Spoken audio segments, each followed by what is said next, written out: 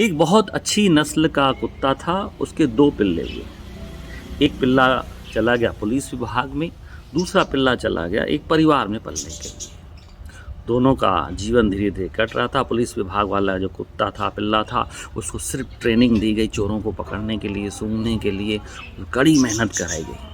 और दूसरा पिल्ला जो था अपने मालिक की सुरक्षा तो करता था अब, लेकिन परिवार में भी हर सदस्य से घुल मिल गया, उसने प्यार मोहब्बत बहुत सीख लिया। दोनों का जीवन बड़े मज़े से कट रहा था। वो पिल्ला जो पुलिस में था उसको सिर्फ़ काम से मतलब होता था, उसको किसी प्यार मोहब्बत या व्यवहार से कोई लेना देना नहीं था।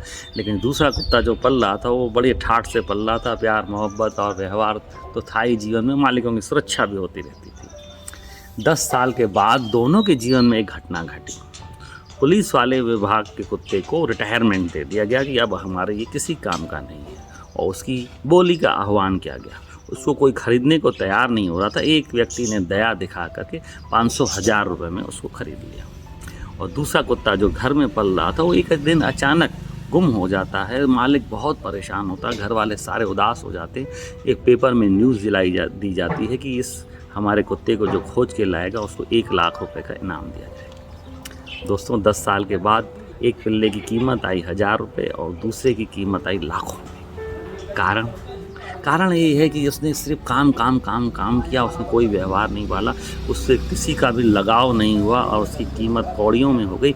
जो पिल्ला अपने मालिक का हर प्रकार से ख्याल कर रहा था, हर प्रकार के रंग में उससे रंग जाता था, उसकी कीमत हो गई लाखों में। ऐसा ही हमारे साथ इंसानों के साथ होता है। हम भरी जवानी में या हमारा जब बिज़नेस होता है, बड़े पदों पे होते हैं, बड़ी जॉब पे होते हैं, बड़ा हमारे पास अहंकार रहता है, सिर्फ काम काम काम।